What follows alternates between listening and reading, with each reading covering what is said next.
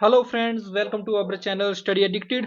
This is a lecture series of Indian polity from M Laxmikant और ये जो है MCQ मल्टीपल चॉइस क्वेश्चन हमारे पास ये जो टेस्ट सीरीज रहती है for UPSC as well as other state preliminary examination. तो जो भी इंडियन पॉलिटी के 15 से 20 क्वेश्चन एग्जामिनेशन में आपसे पूछे जाएंगे, अगर आप इन लेक्चर्स को कंटिन्यू देखेंगे तो आप उनको जो बड़ी आसानी से जो है सॉल्व कर सकते हैं। और मैं वही MCQs वही मल्टीपल चॉइस क्वेश्चन डिस्कस करता हूँ जिनका चैप्टर जो है या जिन टॉपिक्स के ऊपर जो मैं ऑलरेडी जो है Indian polity from M Laxmikanth से लेक्चर जो है डाल चुका हूं। तो अगर आपने अभी तक वो नहीं देखा तो उनको देख लीजिए और उसके बाद इन क्वेश्चंस को आप जो है प्रैक्टिस कीजिए। ये जो आपको एग्जामिनेशन में काफी ज्यादा हेल्प करेंगे और मेरी वीडियोस देखने के बाद जो आपको इंडियन पॉलिटी जो काफी ज्यादा इजी लगेगी। So let us begin. So for 100 question हमने जो है डिस्कस कर लिए हैं। नेक्स्ट क्वेश्चन आप अपनी स्क्रीन के सामने देख सकते हैं कि which of the following are the limitations on the sovereignty of Indian parliament. तो इसमें ये पूछा गया है कि जो हमारी जो इंडियन पार्लियामेंट है इसकी सोवरेनिटी के ऊपर जो है कौन कौन सी जो है लिमिटेशन है, कौन कौन सी बाधाएं हैं। देखिए हमारे इंडिया में जो है कॉन्स्टिट्यूशनल सुप्रीम है, कॉन्स्टिट्यूशन की सोवरेनिटी हमारे कॉन्स्टिट्यूशन में जो है पाई जाती है, पार्लियामेंट सोवरेन नहीं है। इसके ऊपर लिमिटेशन जो है देखिए जो फंडामेंटल राइट्स है सिटीजन के, judicial review, federalism, return constitution, ये सब के सब प्रोविजन जो है पार्लियामेंट की सुप्रीमेसी, पार्लियामेंट की सोवरेनिटी के ऊपर जो है लिमिटेशन जो है बनाते हैं। फिर इसमें basic structure of the constitution भी हमारे पास आ जाएगा। Basic structure of the constitution को जो है हमारी पार्लियामेंट अमेंड नहीं कर सकती है। तो इस तरह से ये जो प्रोविजन है हमारे कॉन्स्टिट्यूशन के, ये जो है पार्लियामेंट की सोवरेनिटी के ऊपर जो है एक लिमिटेशन, एक जो है सीमा जो है लगाते हैं। तो ये आप अपनी स्क्रीन के सामने जो परमिएबल जो है देख सकते हैं। पहले भी हमने इसके बारे में जो डिस्कस किया हुआ है।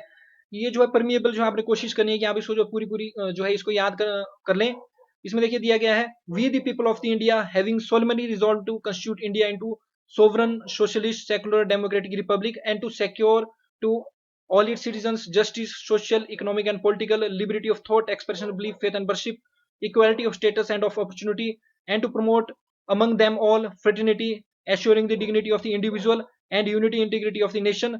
In our constitutional assembly, this 26th day of November 1949 do hereby adopt, enact and give to our this constitution. ये जो है प्रीमेबल ये प्रस्तावना रहती है हमारे कॉन्स्टिट्यूशन में, फ्रेंच कॉन्स्टिट्यूशन से हमने इसको बोरो किया हुआ है। देखिए इसमें सबसे पहले हमें जो है कॉन्स्टिट्यूशन की अथॉरिटी का जो परमिबल से पता लगता है कि पीपल ऑफ इंडिया से जो है कॉन्स्टिट्यूशन अपनी अथॉरिटी जो है विड्रॉ करता है। उसके बाद हमें nature of state, nature of Indian state के बारे में पता लगता है कि हमारी जो इंडियन स्टेट है वो जो है sovereign, socialist, secular, democratic Republic है। थर्ड हमें इससे पता लगता है ऑब्जेक्टिव ऑफ द कॉन्स्टिट्यूशन, हमारे कॉन्स्टिट्यूशन में क्या क्या ऑब्जेक्टिव्स हैं कॉन्स्टिट्यूशन के, जस्टिस, लिबर्टी, इक्वालिटी, फ्रेटर्निटी, ये हमारे जो ऑब्जेक्टिव्स हैं। और date of adoption of constitution में यहाँ से पता लगता है कि 26 नवंबर 1949 को जो हमारे कॉन्स्टिट्यूशन को अडॉप्ट किया गया है। तो इस परमिबल को अगर आप याद रखें तो यहाँ से बहुत सारे क्वेश्चन हमारे जो है एग्जामिनेशन में जो सॉल्व होते हैं। और आपने ध्यान रखना preamble is a part of constitution. Keshavananda Bharati case और LIC ऑफ इंडिया केस में सुप्रीम कोर्ट ने इसके ऊपर वर्डिक्ट दी है कि preamble is part of constitution और इसको अमेंड किया जा सकता है, लेकिन इसके बेसिक फीचर को अमेंड नहीं किया जा सकता है। तो सो फार एक ही बार जो परमिबल में जो अमेंडमेंट हुई है ये जो है 42nd कॉन्स्टिट्यूशन अमेंडमेंट एक्ट 1976 के द्वारा जो अमेंडमेंट हुई है, और 42nd कॉन्स्टिट्यूशन अमेंडमेंट 1976 को मिनी कॉन्स्टिट्यूशन भी बोला जाता है। तो ये जो 42nd कॉन्स्टिट्यूशन अमेंडमेंट 1976 में हुई, इसमें 3 वर्ड्स जो हमारे परमिबल में ऐड किए गए, सोशलिस्ट और सेकुलर। सोशलिस्ट और सेकुलर ये 2 वर्ड्स, और एक इंटीग्रिटी वर्ड जो है परमिबल में जो है ऐड किया गया है, सोशल नहीं सोशलिस्ट। तो सोशलिस्ट, सेकुलर एंड इंटीग्रिटी, ये तीन वर्ड जो है 42nd कॉन्स्टिट्यूशन अमेंडमेंट 1976 के द्वारा परमिबल में ऐड किए गए हैं। और ध्यान रखें सेकुलरिज्म से रिलेटेड क्वेश्चन आते रहते हैं। ये प्रिंसिपल होता है जो कि गवर्न करता है relationship between the state and the religion, government and the religion. और इसके जो है 2 कंसेप्ट होते हैं सेकुलरिज्म के। धर्मनिरपेक्षता के पॉजिटिव कंसेप्ट है जिसमें जो है स्टेट जो है सभी रिलीजन को इक्वल जो है देखता है, इक्वली ट्रीट करता है और सबकी डेवलपमेंट के लिए इक्वली जो है वर्क करता है। लेकिन एक जो नेगेटिव कंसेप्ट है जो कि वेस्टर्न कंट्रीज में हुआ रहता है, complete separation of state from the religion, यानी कि गवर्नमेंट का कोई भी लेना देना जो है रिलीजन, धर्म के साथ नहीं होता है। अब नेक्स्ट क्वेश्चन आप देख सकते हैं परमिबल के ऊपर बेस्ड है कि ये जो मेंशन जो वर्ड रहता है justice is preamble to the constitution of the India express करता है। तो justice, social, economic and political, ये जो है इसको जो एक्सप्रेस करता है। और ये जो justice, social, economic and political, ये जो है हमने रशियन रेवोल्यूशन 1917 और USSR के जो कॉन्स्टिट्यूशन लिया हुआ है। और ये वर्ड जो हमारे पास है liberty of thought, expression, belief, faith and worship, ये जो हमने जो फ्रांस के जो है कॉन्स्टिट्यूशन डायरेक्टली इनको जो बोरो किया हुआ है।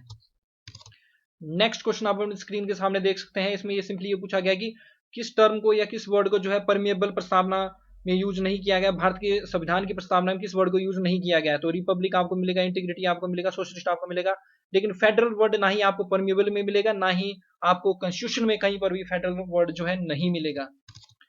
नेक्स्ट क्वेश्चन हमारे पास, the philosophical foundation of the Indian constitution is, तो ये आपको बताना चाहिए जो फिलोसफिकल फाउंडेशन जो रहती है इंडियन कॉन्स्टिट्यूशन की, ये जो हमारी परमिएबल जो है रहती है। नेक्स्ट क्वेश्चन रहता है, which one of the following liberties is not embodied, इनमें से कौन सी लिबर्टीज जो है परमिएबल में नहीं है, परमिएबल में आपको नहीं मिलेगी। देखिए, लिबर्टी ऑफ थॉट मिलेगी, लिबर्टी ऑफ एक्सप्रेशन मिलेगी, लिबर्टी ऑफ बिलीफ मिलेगी, लिबर्टी ऑफ फेथ मिलेगी, लिबर्टी ऑफ वर्शिप मिलेगी, लेकिन इकोनॉमिक लिबर्टी जो है हमारी जो कॉन्स्टिट्यूशन में नहीं मिलती है, तो आंसर हो जाएगा हमारे पास डी। नेक्स्ट क्वेश्चन रहता है इसमें, consider the following statements in regard to the preamble of the constitution of India, और इनमें से कौन सी स्टेटमेंट्स करेक्ट है इनके बारे में हमें बताना है। It provides equality of opportunity to all its citizens, बिल्कुल सही बात है, इक्वालिटी की बात करता है। It provides liberty of fair to all citizens, बिल्कुल सही बात है। It is given by citizen of India to themselves, और ये बिल्कुल ये अथॉरिटी जो है सिटीजन से ड्रॉ करता है, पीपल से ड्रॉ करता है, तो सारी की सारी स्टेटमेंट्स इसमें जो है करेक्ट हो जाएंगे। नेक्स्ट क्वेश्चन है, among the following ideals and philosophy identify those incident in the preamble of the constitution, तो इनमें से कौन कौन सी जो है फिलोसफिकल आइडियल्स जो है परमिएबल में दिए गए हैं। देखिए, सोवरेन डेमोक्रेटिक रिपब्लिक आपको परमिएबल द्वारा मिलेगा। परमिएबल क्लियरली बोलती है, we the people of the India having solemnly resolved the constitution India into sovereign socialist secular and democratic Republic.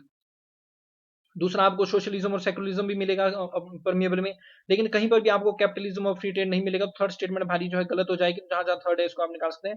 First and second statement जो हमारी जो करेक्ट हो जाएंगे, हमें जो परमिएबल मिलता है, तो राइट आंसर हमारा इसमें ए हो जाएगा। नेक्स्ट क्वेश्चन अगेन काफी इजी है, the preamble to the Indian constitution serves the following purpose, तो कौन कौन से काम जो परमिएबल करती है। देखिए, परमिएबल से हमें पता लगता है source of authority of the constitution, that is the people, people जो है सोर्स ऑफ अथॉरिटी रहते हैं कॉन्स्टिट्यूशन की। सेकंड वन, कौन कौन से ऑब्जेक्टिव है हमारे कॉन्स्टिट्यूशन के। Third one, nature of state, sovereign socialist secular democratic republic, nature रहेगा स्टेट का। और फोर्थ वन, ये जो चीज दी है, date of adoption of the constitution, that is 26 November 1949। तो फर्स्ट स्टेटमेंट हमारे पास की परमिएबल जो इंडिकेट्स करती है, source from the constitution desires power, सही बात है। सोर्स ऑफ अथॉरिटी, इसकी पावर की अथॉरिटी कौन सी है, पीपल है, ये हमें परमिएबल से पता लगता है। ये ऑल्सो स्टेट करती है ऑब्जेक्ट्स विच द कॉन्स्टिट्यूशन, तो ऑब्जेक्टिव के बारे में हमें कॉन्स्टिट्यूशन को पता लगता है। जस्टिस, लिबर्टी, इक्वालिटी, फ्रेटर्निटी, ये सारे के सारे उसके ऑब्जेक्टिव रहते हैं। तो बोथ स्टेटमेंट्स आर करेक्ट। तो इनमें पूछा गया करेक्ट स्टेटमेंट कौन सी है, तो both first and second are correct. Next question secularism से रिलेटेड है, consider the following statement related to secularism in India, तो सेकुलरिज्म सेकुलर वर्ड में परमिएबल में मिलता है। 42nd कॉन्स्टिट्यूशन अमेंडमेंट 1976 ने इस वर्ड को ऐड किया और इंडिया को एक जो है सेकुलर स्टेट, धर्मनिरपेक्ष स्टेट जो है डिक्लेयर किया। इंडिया का कोई भी ऑफिशियल रिलीजन नहीं है, और इंडिया में पॉजिटिव कंसेप्ट ऑफ सेकुलरिज्म है, that is state complete separate नहीं है रिलीजन से। स्टेट जो है सभी रिलीजन को जो इक्वली ट्रीट करती है, और सभी रिलीजन की डेवलपमेंट के लिए जो इक्वली जो वर्क करती है। तो फर्स्ट स्टेटमेंट रहती है, it entails strict separation of religion from politics, तो देखिए ये जो है आपके वेस्टर्न कंट्रीज में आपको मिलेगा, इंडिया में ये नहीं मिलेगा, तो फर्स्ट स्टेटमेंट गलत हो जाएगी। तो जहां जहां फर्स्ट है उसको अगर आप एलिमिनेट करें, तो ए आपका ऑटोमेटिकली जो आंसर इसमें हो जाएगा। देखिए नेक्स्ट है, bans parties with religious element for contest, ऐसा कुछ नहीं है, कुछ पार्टीज की चाहे रिलीजियस एफिलिएशन भी हो फिर भी वो इलेक्शन कंटेस्ट कर सकते हैं। थर्ड है, it grants religious liberty to all communities, बिल्कुल सही बात है। It accept communities personal law, बिल्कुल सही बात है। फ्रेंड्स मैं आपको बताना चाहूंगा, बहुत सी ट्राइबल कम्युनिटीज हमारी ऐसी है जिनकी मैरिजेज, जिनके सक्सेशन लॉज, किस तरह से प्रॉपर्टी जो है माँ बाप से बच्चों को ट्रांसफर होगी, इनहेरिटेंस लॉज, ये जो उनके आज भी उन ट्राइबल्स के पर्सनल लॉज के हिसाब से होते हैं। आज भी मुस्लिम्स कम्युनिटी के जो भी इनहेरिटेंस होते हैं, जो भी सक्सेशन होती है माँ बाप से प्रॉपर्टी की, वो जो उनके पर्सनल लॉ के हिसाब से होती है। तो इंडिया में जो है कम्युनिटी के पर्सनल लॉज को भी जो है एक्सेप्ट किया गया है। तो थर्ड एंड फोर्थ स्टेटमेंट जो हमारी जो करेक्ट हो जाएंगी। नेक्स्ट क्वेश्चन अगेन सेकुलरिज्म से रिलेटेड जो स्टेटमेंट दी गई है उन्हीं में पूछा गया है कि कौन सी स्टेटमेंट में करेक्ट है। फर्स्ट रहता है, secularism means that state has no recognised religion of state, तो इंडिया से रिलेटेड ये जो है बात रहती है कि सेकुलरिज्म इन इंडिया से रिलेटेड कौन सी बातें ठीक है। तो पहली बात रहती है, बिल्कुल सही बात है कि स्टेट ने किसी भी रिलीजन को रिकॉग्नाइज नहीं किया गया है रिलीजन ऑफ स्टेट। देखिए स्टेट पॉलिटी में जो पूरी कंट्री के लिए यूज किया जाता है, स्टेट मींस होल ऑफ हमारी जो कंट्री है, तो हमारी कंट्री का कोई भी जो अपना ऑफिशियल रिलीजन नहीं है, तो फर्स्ट स्टेटमेंट ठीक हो जाएगी। Secularism means that state treats all religion equal, बिल्कुल सही बात है, फर्स्ट और सेकंड स्टेटमेंट हमारी ठीक हो जाएगी। तो जहां जहां पर आपको जो फर्स्ट और सेकंड नहीं मिलता है उनको आप काट सकते हैं। थर्ड आता है हमारे पास, secularism means that state regulates the relation of man with God, ये बिल्कुल गलत बात है। हमारी कंट्री में ऐसा कोई भी relation of man with God को रेगुलेट सेकुलरिज्म नहीं करता है। तो थर्ड स्टेटमेंट जो ये जो गलत हो जाएगी, तो राइट आंसर हो जाएगा हमारे पास D, first and second are correct. So that's the end of this video friends. अगर आप चाहते हैं कि मैं इसी तरह जो है आपके लिए जो है अच्छे अच्छे लेक्चर्स लाता रहूं जो आपको एग्जामिनेशन में काफी ज्यादा हेल्प करे, तो आप मेरे चैनल को ज्यादा से ज्यादा लाइक, सब्सक्राइब और शेयर कीजिए। We rise by lifting others, और हमें दूसरों की हेल्प भी करनी चाहिए। Thanks very much for listening. जय हिंद, जय भारत, जय हिमाचल।